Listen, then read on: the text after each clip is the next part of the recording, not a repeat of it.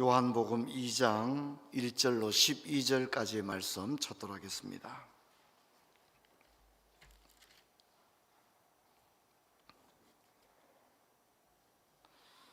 요한복음 2장 1절에서 12절 제가 읽겠습니다.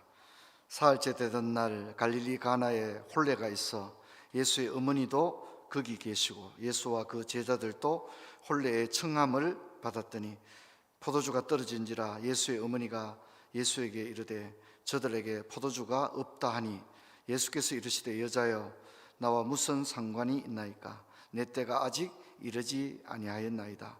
그의 어머니가 하인들에게 이르되 너희에게 무슨 말씀을 하시든지 그대로 하라 하니라. 거기에 유대인의 정결 예식을 따라 두세 통 드는 돌 항아리 6이 놓여 있는지라.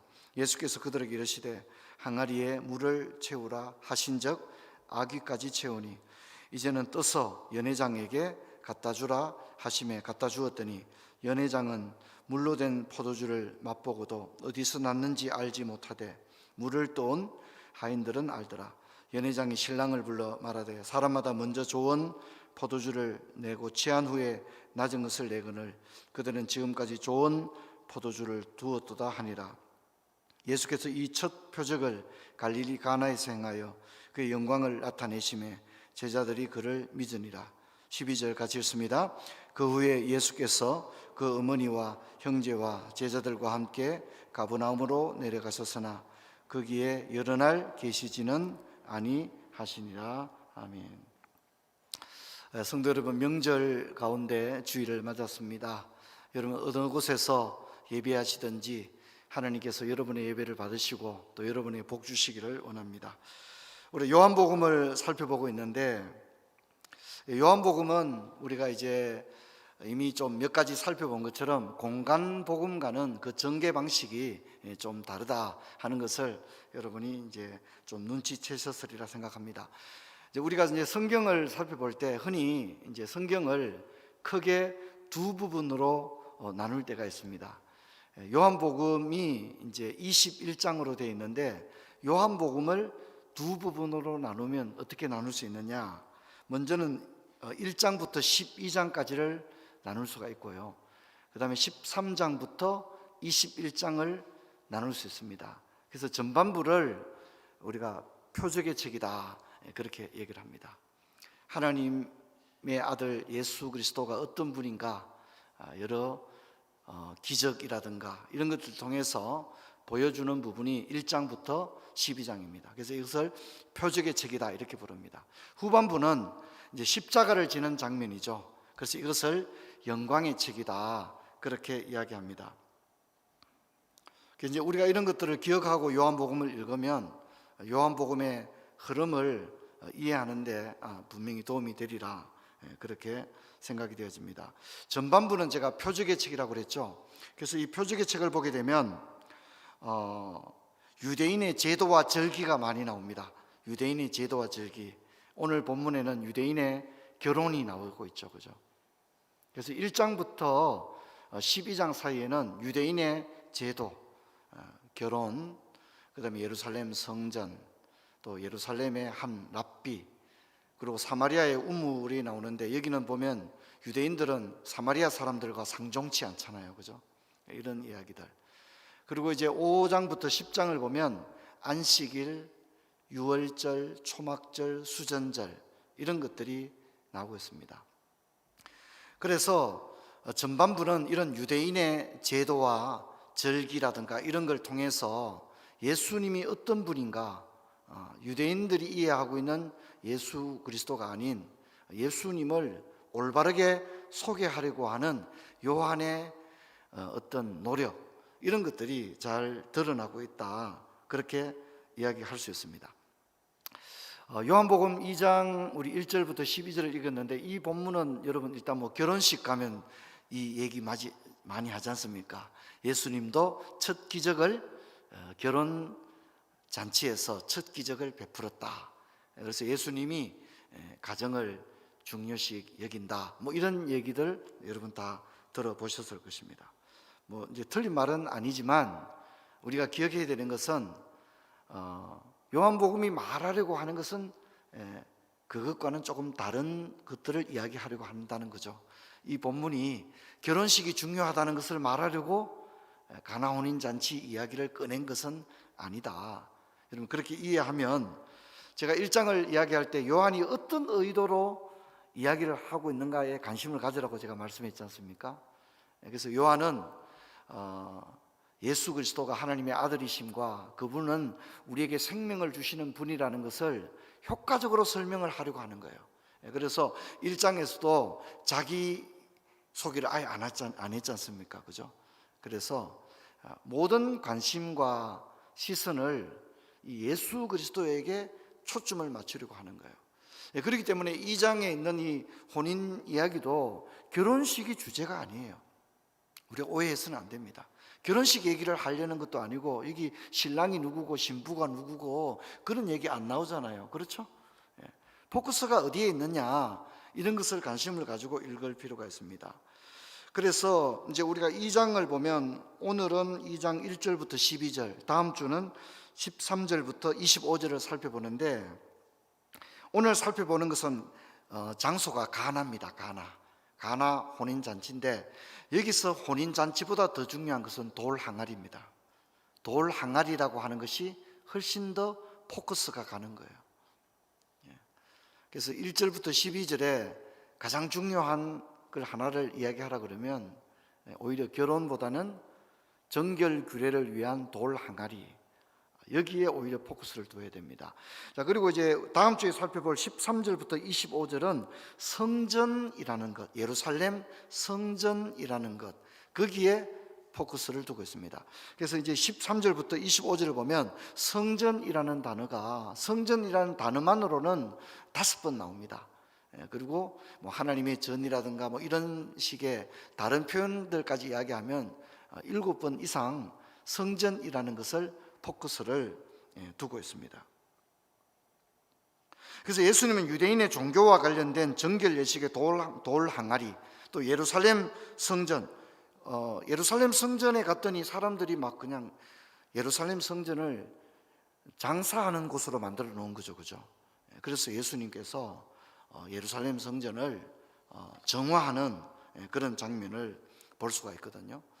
그래서 오늘 이 결혼 예식을 통해서 예수님의 어떤 모습을 요한이 우리에게 이야기하려고 하는가, 그런 관심을 가지고 한번 보면 좋겠습니다.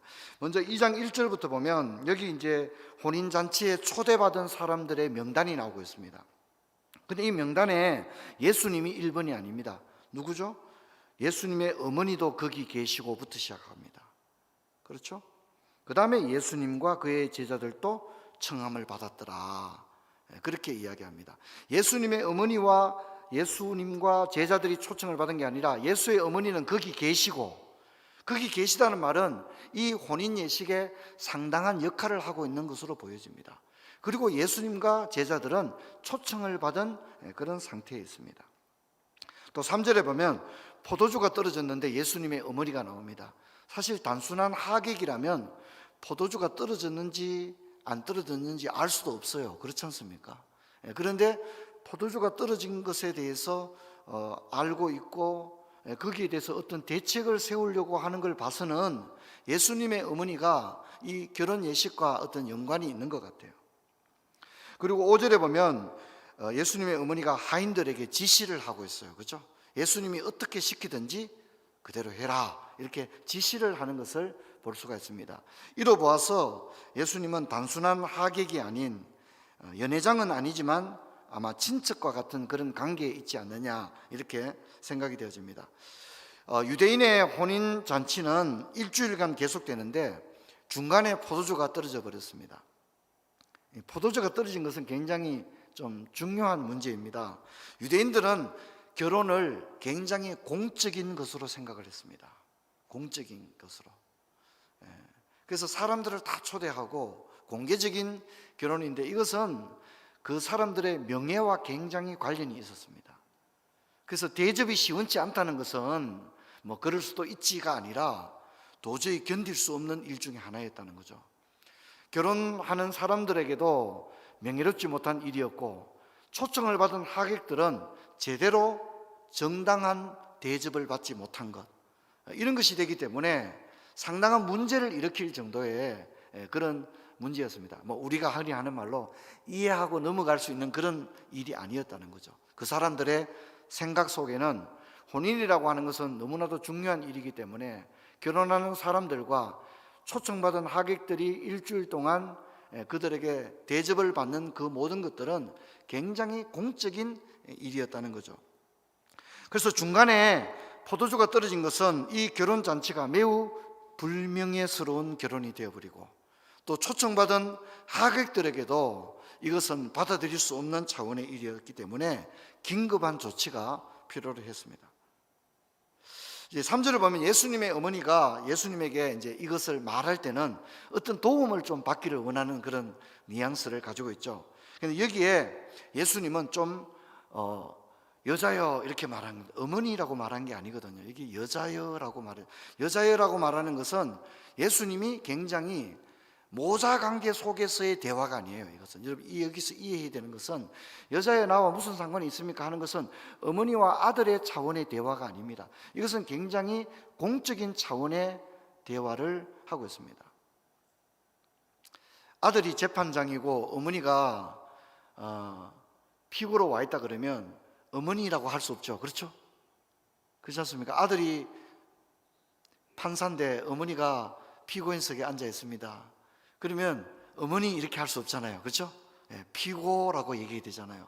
마치 그런 느낌을 가지는 거예요. 여기서 예수님이 모자관계의 호칭을 쓰신 게 아니에요. 굉장히 공적인 차원의 호칭을 쓰신 거예요. 이 여자여라는 호칭은 다른 데도 나옵니다. 예를 들어서 간음하다가 현장에서 잡힌 여자에게도 여자여라고 할 때 이 호칭을 예수님이 사용을 했습니다.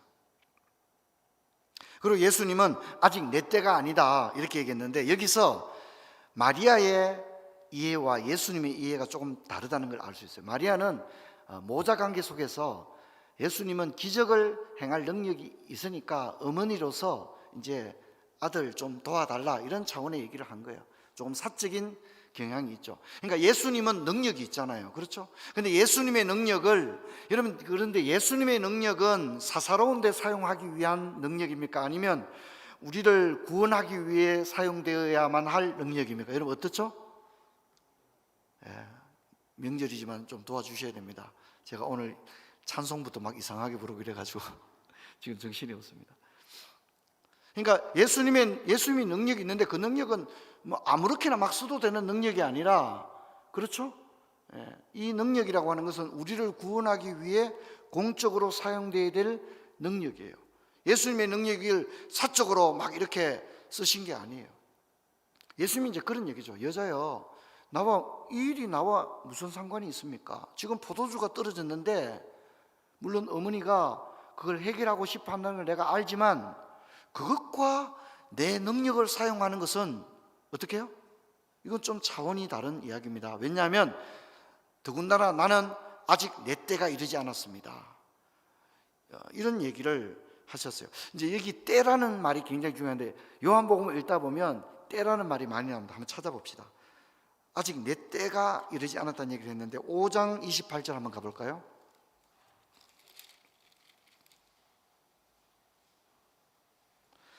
이를 놀랍게 여기지 말라. 무덤 속에 있는 자가 다 그의 음성을 들을 때가 있나니 그렇게 얘기를 합니다. 여러분, 예수님이 실제로 부활하시고 또 죽으셨을 때 무덤이 일어나는 역사들도 일어났거든요. 이런 것들을 이야기합니다. 자, 7장 30절 한번 가볼까요?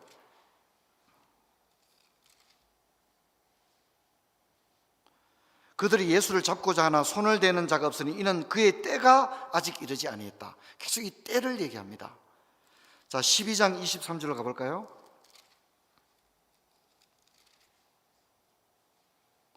예수께서 대답해 이르시되 인자가 영광을 얻을 때가 왔도다.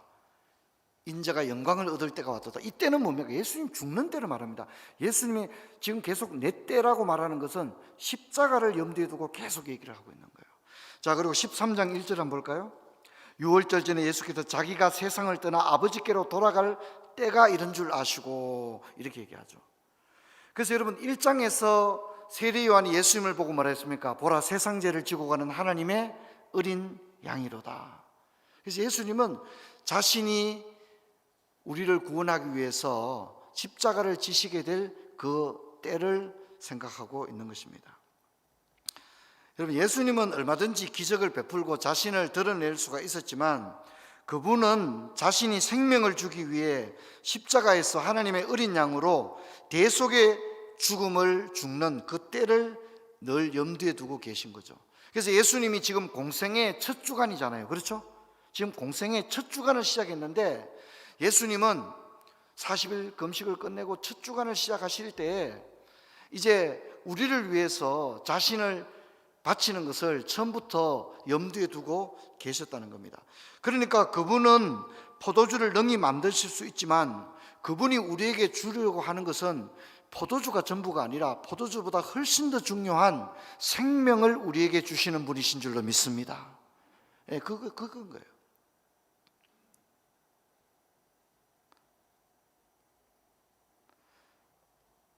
여러분, 예수님께서 요한복음에는 이 말이 안 나오는데요, 공관복음에는 새 포도주는 새 부대에 담아야 한다는 말이 있죠. 그죠? 예수님이 그런 얘기를 했죠. 예수님께서 돌 항아리에다가, 이 돌 항아리는 유대인의 정결 예식, 손을 씻기 위한 도구입니다. 가장 유대인의 분위기를 잘 반영해 주는 것이죠. 6개의 돌 항아리에 예수님이 물을 채우라고 합니다. 그리고 이것을 연회장에게 갖다 주라, 그렇게 했습니다. 우리 어린이들의 찬양처럼 물이 변하여 포도주가 된 거죠. 연회장이 깜짝 놀랐습니다. 이것은 그냥 창고에 처박혀 있던 포도주가 아니라 가장 좋은 품질에 자랑하고 싶을 정도의 그런 좋은 포도주를 가지고 왔습니다. 이제 재밌는 얘기가 있습니다. 이 본문과 관련해서 재밌는 얘기가 있는데, 영국의 옥스퍼드 대학에서 종교학 과목에 시험을 치는데 이 요한복음 2장이 시험 문제로 나온 거예요. 종교학 시험을 치면서 물이 변하여 포도주가 된 이 사건을 신앙적 의미에서 한번 적어봐라 하는 이제 문제가 나왔는데, 한 학생이 답을 이렇게 적어냈다고 합니다. 물이 그 주인을 만나자 얼굴이 붉어졌다, 이렇게 재밌는 표현인데, 이 표현을 영국의 시인이었던 바이런이 그렇게 했다고 그렇게 전해져 옵니다. 자, 어쨌든 놀라운 기적이 일어났습니다. 이 기적으로 인해 어떤 일이 일어나게 되었죠? 11절을 보면 제자들이 그를 믿게 되었다, 그렇게 이야기합니다. 제자들이 그를 믿게 되었다, 그렇게 얘기합니다. 이 첫 표적으로 제자들은 점점 더 견고한 신앙으로 세워져 가게 되었다, 그렇게 이야기했습니다. 여러분, 1장에서는 어떤 기적은 안 나왔잖아요. 증언들을 통해서 믿었습니다. 그렇죠? 증언들을 통해서 믿었는데 2장에 오니까 이제 구체적인 표적을 통해서 제자들의 믿음이 더욱 올라가게 되어집니다. 또 여기서 우리 한 가지 또 기억해야 되는 것은, 이 요한복음에는 여러분 공관복음, 마태, 마가, 누가는 이런 장면을 기적이라고 적습니다. 기적을 행하니, 이렇게 이야기합니다. 그런데 요한복음은 기적이라는 단어를 안 씁니다. 어떤 단어를 쓰죠? 표적이라는 단어를 씁니다.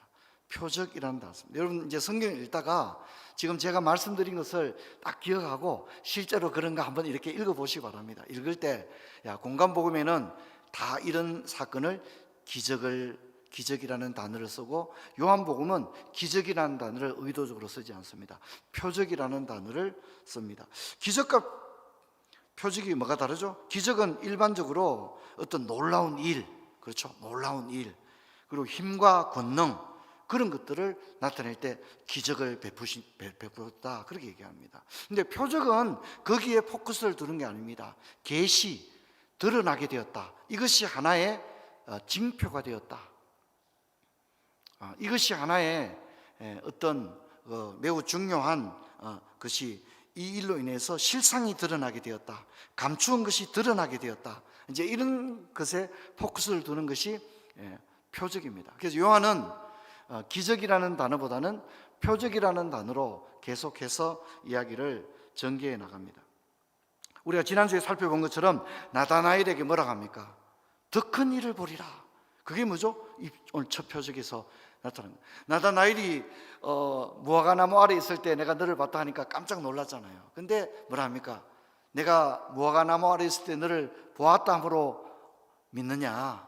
너는 더 큰 일을 보게 될 것이다. 그 더 큰 일 중에 첫 번째가 지금 나다나엘의 고향에서 물이 변하여 포도주가 되는 그 첫 표적을 보게 되었고, 이 일로 인해서 제자들은 어떻게 해요? 그를 믿으니라, 그를 믿으니라, 그렇게 이야기하고 있습니다. 여러분, 나다나엘은 마음의 문을 열었다고 제가 지난주에 말씀했죠. 나사렛에 무슨 선한 게 날 수 있겠느냐? 거기에 머물러 있었다면 나다나엘은 무화과나무를 벗어날 수 없었을 거예요. 그런데 마음의 문을 열었습니다.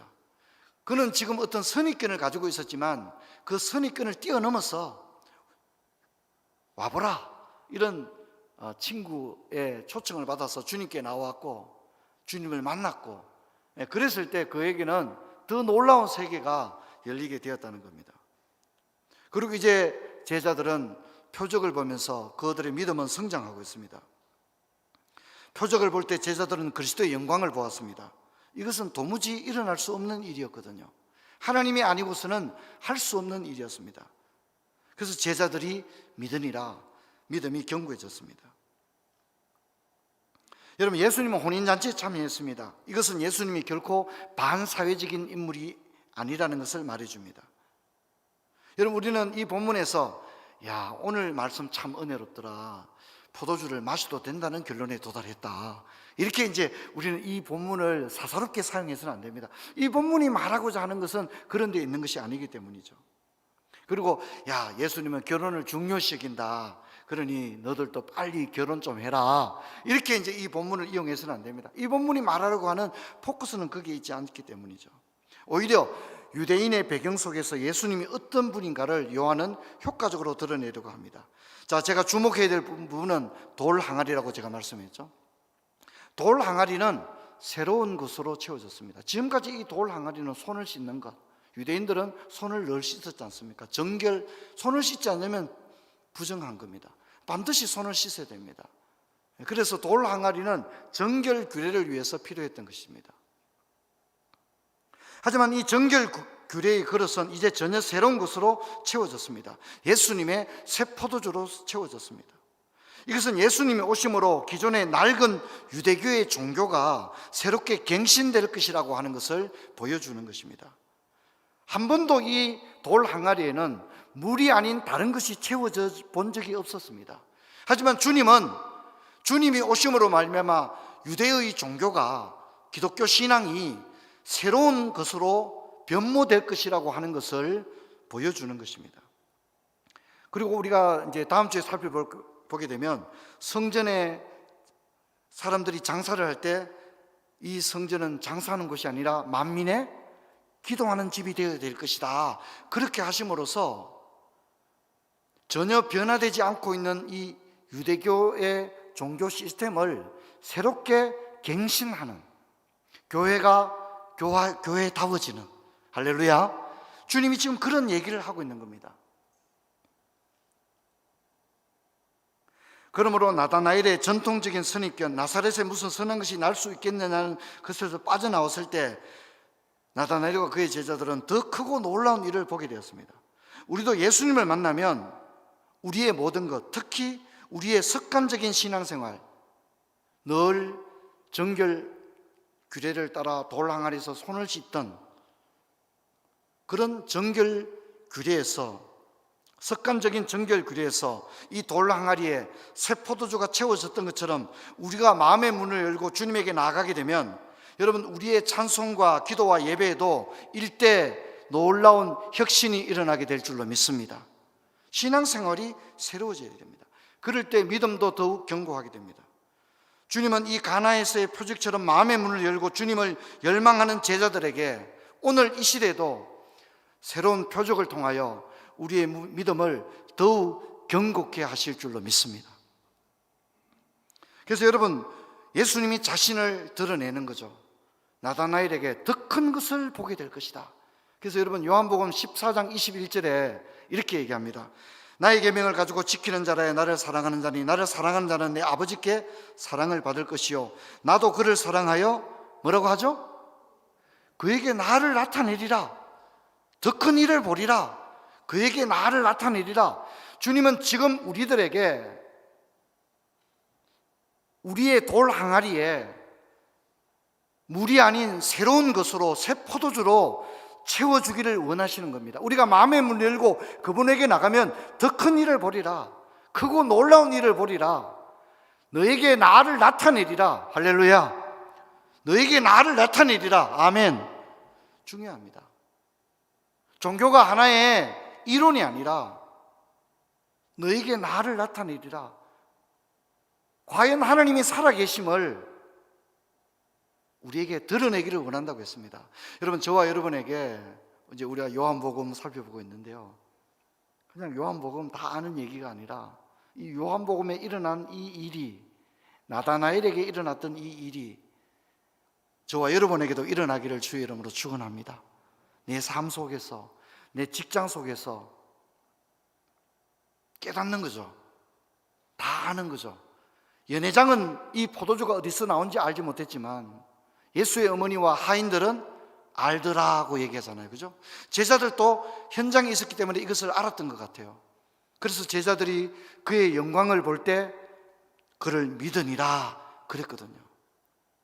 여러분, 우리가 이 일이 요한복음 2장에만 나오는 이야기가 아니라 우리의 삶의 현장에도 이 역사가 일어나기를 주의 이름으로 축원합니다.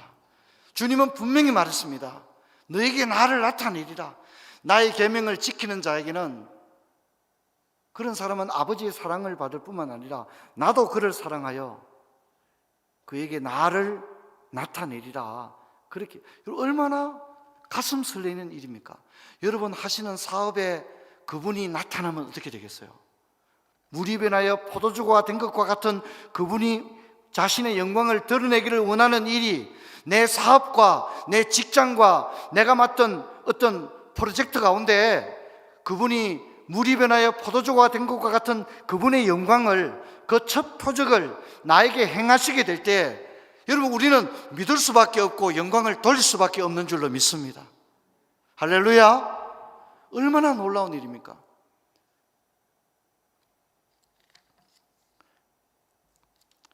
코로나는 우리에게 심각한 위기를 가져왔습니다. 신앙생활도 마찬가지입니다.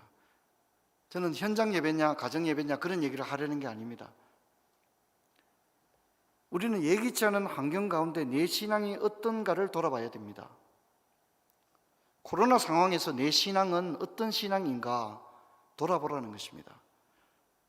우리는 본질적인 차원의 질문을 던져야 됩니다. 나의 예배, 나의 기도. 코로나라고 하는 환경 때문에 내 신앙이 흔들린다거나 퇴보한다면 여러분, 그것은 주님을 슬프게 하는 일입니다. 환경 때문에 내 신앙이 변하지는 않았는지 질문해야 됩니다. 주님은 매 순간 우리에게 다가오기를 원하십니다. 볼지어다 내가 문 밖에 서서 두드리노니 누구든지 내 음성을 듣고 문을 열면 내가 그에게로 들어가 그와 더불어 먹고 그는 나와 더불어 먹으리라. 그분은 문 밖에 서서 문을 두드리십니다. 그분은 우리와 함께 먹고 함께 마시기를 원합니다. 또한 그분은 우리 안에서 일하기를 원합니다. 우리가 하는 일에 관심이 없는 게 아니라 주님은 온통 모든 관심이 우리에게 있습니다. 너희가 열매를 많이 맺으면 내 아버지께서 영광을 받을 것이요 너희가 내 제자가 되리라. 주님은 우리 인생에서 우리가 열매를 많이 맺는 것에 진짜 관심이 많으신 것입니다. 또한 우리가 길을 몰라 쩔쩔맬 때 주님은 도와주고 싶어 하십니다. 너희 중에 누구든지 지혜가 부족하거든 모든 사람에게 후히 주시고 꾸짖지 아니하시는 하나님께 구하라. 그리하면 주시리라. 주님은 어려울 때 전화해라. 어려운 일이 있거든 전화해라. 나한테 지혜가 부족하거든 구하라. 그렇게 이야기하고 있는 것입니다. 주님은 나다나엘이 무화과 나무에서 기도와 묵상의 시간을 보낼 때 눈여겨보시고 기히 여기셨습니다. 저는 코로나는 진짜의 싸움이라고 생각합니다. 이게 진짜 신앙이거든요. 이게 그렇지 않습니까? 그전에는 여전도 회장이니까 막 해야 되는 것도 있고, 그렇죠? 이번 주에 교회 나오기 싫었는데 밥하기 위해 나오는 때도 있고, 청소 당부니까 나오고 이랬지만 지금은 진짜 신앙입니다. 이것이 코로나 상황에서 우리는 진짜 신앙생활을 보여줘야 됩니다. 누가 보니까 하는 신앙생활이 아닌, 아무도 보지 않지만 기도와 묵상, 경건의 자리, 은혜의 자리로 나가야 됩니다. 이것이 진짜 신앙생활입니다. 아무도 보지 않아도 성경을 읽고, 예배당에 올라오지 못할 때 오히려 사적인 장소에서 나다나엘처럼 무화과나무 아래서 이 땅을 슬퍼하면서 애통해하면서 기도하는 거죠. 근데 주님이 어떻게 해요? 그걸 다 보고 계시는 겁니다. 그리고 나다나엘을 봤을 때 뭐라 합니까? 이는 참 이스라엘 사람이로다. 그 속에 간사한 것이 없도다. 주님은 예리하게 다 보고 계신 거예요. 이 코로나 때 우리는 보여주기 위한 신앙이 아닌 진짜 신앙을 해야 될 때가 되었습니다. 예수님께서 나다나엘에게 말씀하신 것처럼 말이죠. 여러분도 나다나엘과 같은 인정을 받을 수 있도록 분투하시길 바랍니다. 여러분, 우리가 살다 보면 돌 항아리에 물을 채워야 될 때가 있습니다. 주님, 지금 포도주가 떨어졌는데 돌 항아리에 물을 채운다고 되겠습니까? 그런 상황이 있을 수 있죠. 하지만 믿고 순종하여 물을 항아리 아구까지 채우시기 바랍니다. 코로나 시국에 여러분의 신앙이 진짜 신앙으로 거듭나도록 스스로 신앙생활에 갱신의 기회로 삼으시길 바랍니다. 고린도전서 15장 58절에 이렇게 얘기합니다. 그러므로 내 사랑 형제들아, 견실함에 흔들리지 말고 항상 주의 일에 더욱 힘쓰는 자들이더라. 이는 너희 수고가 주 안에서 헛되지 않은 줄을 알미리라. 그렇게 이야기하고 있습니다. 사랑하는 성도 여러분, 이때야말로 내 신앙을 주님께 인정받을 수 있는 기회라는 것을 잊지 마시고, 현장 예배, 영상 예배 그런 걸 떠나서 주님 앞에 내 신앙이 어떤 것인가를 분명히 세울 수 있는 그런 기회로 삼는다면 2022년도 한 해에 물이 변하여 포도주가 된 것과 같은 놀라운 일들, 더 큰 일을 보리라. 여러분, 그런 일이 우리의 역사가 될 줄로 믿습니다. 그런 소망을 가지고 믿음으로 나아가는 저와 여러분 되기를 바랍니다. 사랑하는 성도 여러분, 스스로 일어서십시오. 환경을 떨치고 나태와 안위를 떨치고 돌 항아리에 물을 가득 채울 수 있는 그런 믿음으로 나아간다면 참으로 너에게 나를 나타내리라 하셨던 그 주님의 은혜가 우리의 삶 가운데 구체적인 표적을 통하여 나타나게 될 줄로 믿습니다. 자리에서 일어나시겠습니다. 하나님 아버지, 은혜와 사랑을 감사합니다. 코로나가 3년차를 맞이했습니다. 우리는 환경을 탓하기도 하고 어쩔 수 없다고 우리 자신을 위로하며 합리화합니다. 그러나 주님은 지금 문 밖에 서 계시고 우리에게 그분의 영광을 드러내기를 원하시고, 돌 항아리에 물을 채울 때 그곳에 참으로 포도주가 변하는 그런 역사를 우리의 삶의 현장 가운데서 나타내기를 원하시는 줄 압니다. 하나님 아버지, 이제는 우리가 환경을 뛰어넘어서 진짜 신앙생활을 할 수 있는 저희들 되게 하여 주옵소서. 사람들에게 그동안 보여주기 위한 신앙이 아닌 하나님 아버지 앞에서 참 이스라엘 사람이라고 하는 그런 평가를 들을 수 있는 저희들 되게 하여 주옵소서. 명절 어간에도 시험에 들지 않게 하시고 생각하는 시간, 기도하는 시간을 가지게 하시고 명절 이후에 2022년도를 힘있게 열어가는 모든 성도들 되게 하여 주옵소서. 주 예수 그리스도 이름으로 기도하옵나이다. 아멘. 481장 찬송